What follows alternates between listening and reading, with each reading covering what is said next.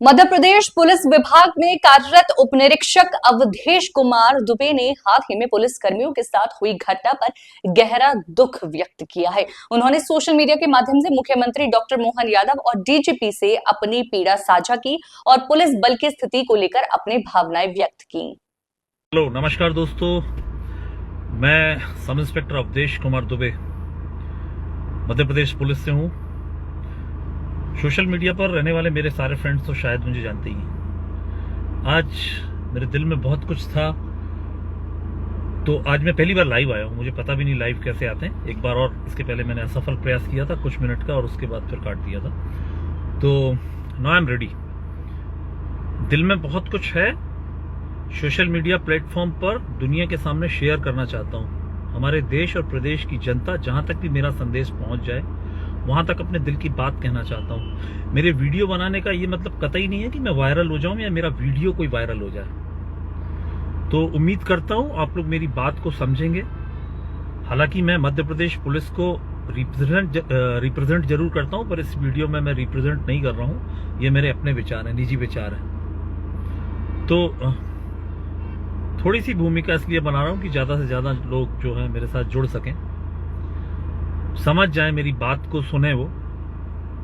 आज मैंने और आपने बहुत सारी खबरें देखी पढ़ी होंगी और खासकर मैं विभाग में हूं तो पुलिस से संबंधित खबरों की बात कर रहा हूं। तो आज मन बड़ा व्यथित है, मतलब वो खबरें देखकर। तो मैं आपको थोड़ा सा बताता हूं। जैसे कि मैंने आज ही दिन में 3 खबरें पढ़ी।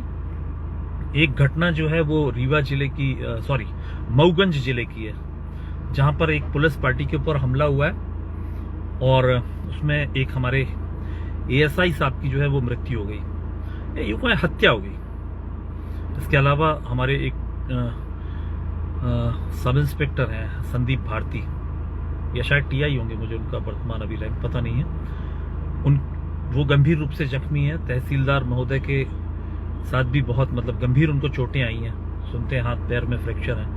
पूरी पुलिस टीम पर हमला हुआ है। दूसरी घटना जो है वो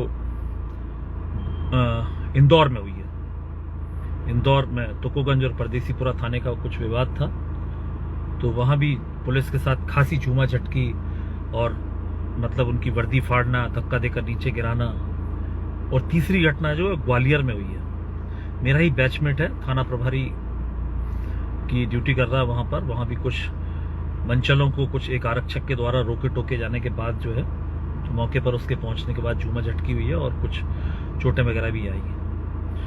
इन 3 घटनाओं में एक समान चीज ये देखी गई है, या मैंने देखी है और आपने भी देखी होगी, कि ये सारी की सारी घटनाएं जो पुलिस के विरुद्ध हुई हैं, इसमें सब में कोई ना कोई किसी बेस पर एक कम्युनिटी थी। प्रोफेशनल तौर पर देखें तो प्रोफेशन बेस्ड कम्युनिटी थी। इंदौर की घटना में सारे हमारे वकील साथी थे। मऊगंज में देखें तो हमारे आदिवासी भाई लोगों की कम्युनिटी थी। जहां भी कह लें कि एक कम्युनिटी की जब भीड़ इकट्ठी हुई तो पुलिस के ऊपर दबाव बनाया गया। दबाव बनाए जाने के बाद हिंसा हुई। और बात यह नहीं कि हिंसा हुई है, संवैधानिक अधिकार है सभी के, सबको अपनी अपनी बात रखने का अधिकार होता है। और पुलिस तो खैर खुले मंच पर होती है। तो पुलिस के साथ माहौल में अराजकता पैदा करना, और मैं क्या ही बोलूं, कि एक हमारे एएसआई साहब की हत्या कर दी गई, तहसीलदार साहब, टीआई साहब गंभीर रूप से घायल, और भी कई पुलिस कर्मियों को चोटें। ये बात ये नहीं है कि ये घटना, कई लोग बोलते हैं कि एक सामान्य आदमी के साथ होती तो क्या होती। सामान्य आदमी के साथ हो जाना और उसके साथ होना जो सामान्य आदमी की रक्षा के लिए नियुक्त है, या जो सेवा इसी चीज की दे रहा है कि उसको सामान्य आदमी के अधिकारों की और सामान्य आदमी की रक्षा करनी है। मन इतना व्यथित है कि मैं एक ऐसे विभाग से हूं कि हम कभी भी भीड़ नहीं बना सकते। वरना जैसे आपका ऑर्गेनाइजेशन है, जैसे आपने बोला कि फलाना एकता जिंदाबाद, फलाना वो जिंदाबाद, हम नहीं कह सकते कभी कि हमारी कोई ऑर्गेनाइजेशन नहीं है। तो मेरा आप लोगों से यही कहना है कि क्या हम ऐसे ही शिकार होते रहेंगे मध्य प्रदेश पुलिस। और ये बात कहने के लिए मैं क्यों आया हूं, मैं, हालांकि मुझे मेरी सैलरी मिल रही है, पर महीने के अंत में 59,880 रुपए के लिए मैं सिर्फ कुछ ना बोलूं यहाँ की, मैं क्यों बोलूं, मेरे साथ तो क्या ही हुआ है और मुझे कोई दिक्कत भी नहीं है। मैं छतरपुर जिले में पोस्टेड हूं, तो इन सब चीज़ों से मेरे ऊपर कोई भी प्रत्यक्ष अप्रत्यक्ष किसी तरह का कोई प्रभाव नहीं पड़ा है। लेकिन मैं आपको बता दूं कि इसके पहले मेरी पुलिस विभाग की सेवा काल जो है वो मतलब 8 वर्ष का ही सेवा काल है अभी। इसके पहले मैं सेना में रहा हूँ 18 साल, 18.5 साल मैंने सेना में सेवा दी है। तो है मुझ में इतना जज्बा कि मैं किसी भी मंच पर खड़ा होकर अपनी बात कह सकता हूँ। इसका क्या प्रभाव पड़ता है मेरी सेवा पर, प्रतिकूल प्रभाव पड़ता है, अनुकूल तो खैर क्या ही पड़ेगा, मुझे इस चीज की चिंता नहीं है। लेकिन जो दिल में है वो बोलूंगा कि क्यों पुलिस विभाग ऐसी भीड़ तंत्र का शिकार हो रहा है। आप बताइए, मैं आपको इंदौर की घटना के बारे में ब्रीफ कर रहा हूं, जिसको ना भी पता हो तो मैं आपको बताता हूं कि मतलब एक आपने वीडियो देखा होगा, आप देख लीजिए वीडियो, सोशल मीडिया पर वायरल वीडियो है। एक कोई व्यक्ति है, वो स्कूटी पर जा रहा है, सामने खड़े हुए 3 लोग हैं, उनसे उसका कुछ वाद विवाद होता है, कुछ बात होती है, वो तीनों लोग आकर जो है उसके ऊपर झपट पड़ते हैं और मारपीट करने लगते हैं। इतने में पता नहीं कहां से एक आरक्षक आता है, तो वो सीधा आकर उन तीनों के ऊपर आक्रामक हो जाता है और डंडे से मारकर उनको अलग करता है। अब संवैधानिक अधिकारों के तहत देखा जाए तो आप कह सकते हैं हाँ ये तो बहुत गलत हुआ है, उसने डंडा क्यों मारा बिना बात किए। लेकिन जब 3 लोग किसी असहाय व्यक्ति को मार रहे हैं और वो व्यक्ति आप होते, आपका कोई परिजन होता, तो आपको ये कृत्य बहुत अच्छा लग रहा होता। लेकिन चूंकि आप उन आक्रमण करने वाले 3 लोगों की तरफ से हैं, तो आप फिर अब वो संविधान वाली बातें आ जाएगी। तो पुलिस किस लिए बनी हुई है? हमारे माननीय पूर्व मुख्यमंत्री जी ने कहा था कि दुष्टों के लिए काल बने रहो और सम्मानीय नागरिकों के लिए जो है आप बिल्कुल नर्म बने रहे।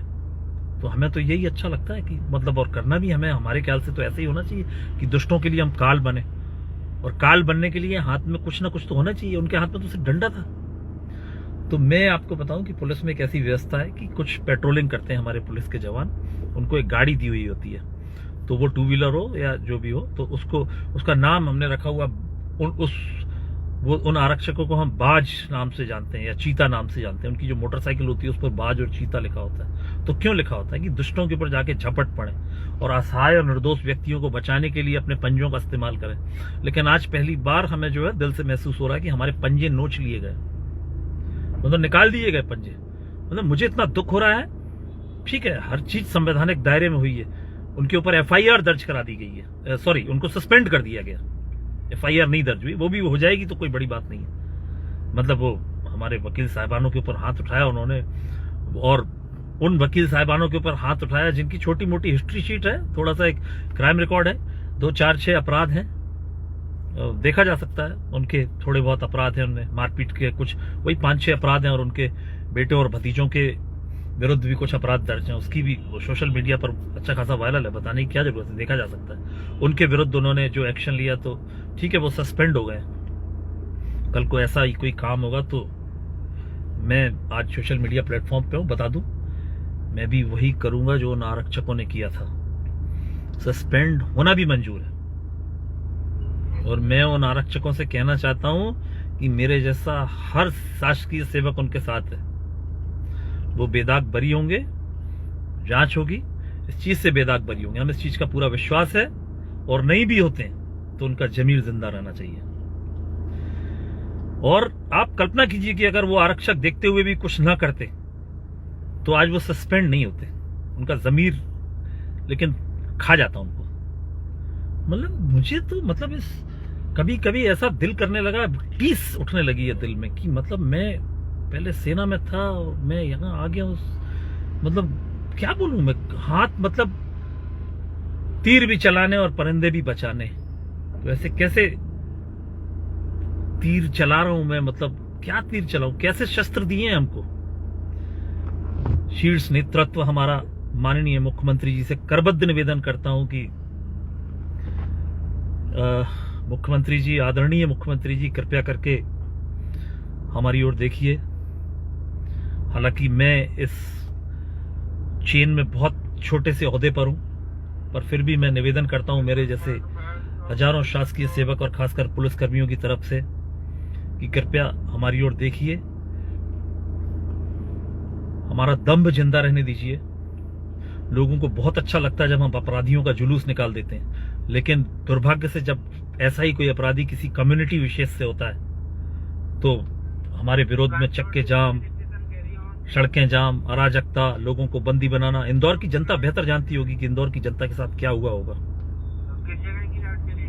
और क्या मतलब उसका जो आज नियति, जो उसका आज रिजल्ट देखा हमने कि वो सस्पेंड हो गए, तो समझ से परे है। मतलब और मतलब आपको मैं बता दूं, आप एक बार सोचिए कि हमारे बल की कितनी कमी है, हम कैसे मैनेज कर रहे हैं।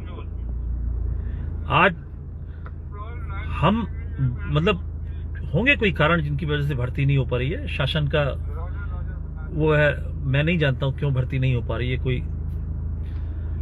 पर आज मैं अगर मेरे समानांतर पद के जो पद रिक्त हैं समानांतर रैंक के, तो उस कार्य को मुझे ही करना है, तो वो ओवरलोड मेरे ऊपर ही पड़ रहा है, वो बर्डन मेरे ऊपर पड़ रहा है। ये अगर आप मान लीजिए कि मेरे थाने पर 4 सब इंस्पेक्टर्स की आवश्यकता है या उनकी स्वीकृति है उस बल की, तो वहां पर मेरे जैसा एक सब इंस्पेक्टर अगर पदस्थ है तो वो कार्य भी मुझे ही करना है। ऐसा तो नहीं है कि वो कार्य नहीं होगा।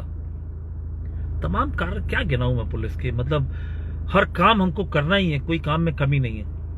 इतनी गालियां देते हैं लोग, पुलिस का कोई वीडियो वायरल हो जाता है तो हम कमेंट सेक्शन में जाकर पढ़ते हैं, आज मजा आया, आज बहुत अच्छा हुआ, आज तो वाह भाई मजा आ गया यार, ये जो इनने पुलिस वालों ने मार खाई है, आज इनका पता चला, चोर उचक्के रिश्वतखोर न जाने क्या क्या।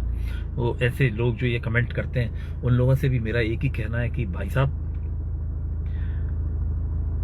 जब भी आपके घर में चोरी हो जाए, कोई गुंडा मवाली आपको कभी चोट पहुंचा दे, आप किसी ऐसे अराजक तत्व के शिकार हो जाएं, तो मत जाइएगा थाने, क्योंकि आपने तो हमें जिस मतलब उससे सुशोभित किया है, जिन संज्ञाओं से और जिन नामों से, तो फिर आपका जाना बनता भी नहीं है। चलेगा क्या आपका काम? नहीं चलेगा। आज से 10 साल पहले, करीब 11 साल पहले, साउथ इंडिया में किसी एक नेता ने बोला था, तथाकथित नेता ने बोला था कि 15 मिनट के लिए पुलिस हटा लीजिए फिर देखिए। तो मतलब मैं उसके भाषण की तरफ नहीं जा रहा हूं ना, उसके भाषण में कुछ ऐसा था, लेकिन एक बार सोचिए आप कि उसने भी ये कहा था कि 15 मिनट के लिए पुलिस को हटा लीजिए। तो भय है पुलिस का आज भी, किसमें? सामान्य व्यक्तियों में नहीं है, अराजक तत्वों में, असामाजिक तत्वों में, चोर गुंडे मवालियों में आज भी पुलिस का भय है कि लोगों को ये कहना पड़ता है ऐसे लोगों को कि 15 मिनट के लिए पुलिस को हटा लीजिए। आप कल्पना कीजिए कि अगर कोई पुलिस की ऐसी यूनियन होती या पुलिस हड़ताल आदि से काम बंद कर देती या ऐसा कुछ होता, तो मतलब आप कल्पना कीजिए कि कैसे सामान्य जीवन चलता। मैं ये बताकर आपकी हमदर्दी कतई नहीं बटोरना चाहता हूं कि हम संडे को काम करते हैं, हम त्योहारों के दिन काम करते हैं, हम ये करते हैं। हम यहां पर we are here by choice, not by luck. तो हम अपनी पसंद से यहां पर आए हैं, तो हमें ये सब करना ही है, ये हम आप पर एहसान नहीं कर रहे हैं। लेकिन ऐसा काम, इतना काम करने के बाद भी जब ऐसी घटनाएं होती हैं तो दिल पर थोड़ा सा दुख होता है।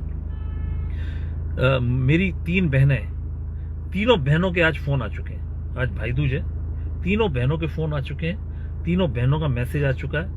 तो मैं फिर कह रहा हूं कि मैं आपकी हमदर्दी नहीं बटोरना चाहता ये कहकर कि मैं आज भाई दूज पर घर नहीं पहुंच पाया। मेरी ड्यूटी ऐसा है, मुझे इसके लिए पे किया जाता है, और 12 महीने की जगह मुझे 13 महीने की सैलरी पे की जाती है, ठीक है। लेकिन वो छोड़ दीजिए, आप इतवार भी काउंट करेंगे तो साल में मेरे ख्याल से 52 हफ्ते होते हैं, तो 52 इतवार होते हैं, तो 52 दिन हो गए, तो वो हम ले लेते हैं सैलरी, ठीक है, वो बात नहीं है, इशू नहीं है।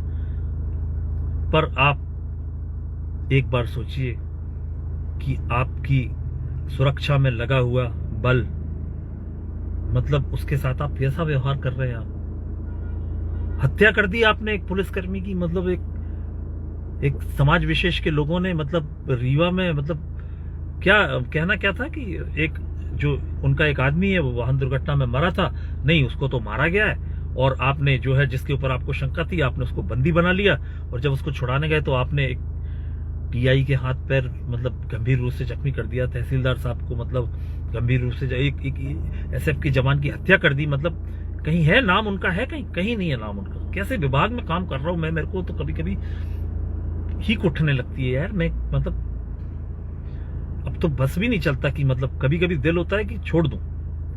मैं लिख लेता हूं, कभी कभी अपना इस्तीफा लिख डालता हूं कि ये लिख देता हूं, ये दे देता हूं। फिर सोचता हूं कि क्या मेरे जाने से सिस्टम सुधर जाएगा। फिर मन में आया कि एक बार आवाज उठा देता हूं, शायद किन्हीं सही कानों तक ये आवाज मेरी चली जाए। मेरी ये आवाज शायद किन्हीं सही कानों तक चली जाए, कोई हमारी बेबसी समझ ले कि हम कितने बेबस हैं। हमें जो नाम दिए गए हैं, हमारे स्क्वाड्स को चीता, बाज, इनके नाखूनों को नोच दिया गया, इनकी शक्ति छीन ली गई है। मेरा मैसेज देखने वाले जो भी ऐसे लोग जिनके हाथ में कुछ पावर है, जो मुझसे बहुत बड़े बड़े ओहदों पर बैठे हैं, मैं उनसे जो है वो करबद्ध निवेदन करता हूं कि सर कृपया हमारी स्थिति को देखिए, हमें समझिए, हमारे स्वाभिमान को जिंदा रहने दीजिए। कितनी खुश होती है जनता जब लोगों के, अपराधियों के, गलत लोगों के जुलूस निकलते हैं। लेकिन बस वही नेता, वही जो आदमी है, अगर वो किसी छोटी मोटी कम्युनिटी का निकल जाता है और उस कम्युनिटी के लोग भीड़ बना के इकट्ठे हो जाते हैं और उसके लोग नेतागिरी करने लगते हैं साथ में, तो मतलब क्या होता है फिर रिजल्ट, है ना? दबाव में आने के बाद हम सस्पेंड हो जाते हैं। कितनी हास्यास्पद सी बात है। फिर मुझे अपना वही पुराना, मतलब मुझे अपना पुराना सेवा काल याद आता है। मतलब मैं क्या ही बोलूं, बार बार मैं क्या था क्या नहीं था। लोग बोलेंगे कि वो लोग तो सरफिरे होते हैं, वो यहाँ उनका काम नहीं है। ठीक है, मैं जानता हूं कि वहां हम सीमा पर रहते थे, वहां हम समाज में नहीं जुड़े हुए थे। यहाँ हम समाज में रहते हैं, आम जन से हमारा पाला पड़ता है। लेकिन ऐसे होते हैं आमजन, ऐसे आमजन, मतलब भीड़ तंत्र को। और मैं सर प्लीज संज्ञान लीजिए इस चीज का। जो भी मेरे बैठे हुए ऊपर सक्षम अधिकारी हैं, हमारे माननीय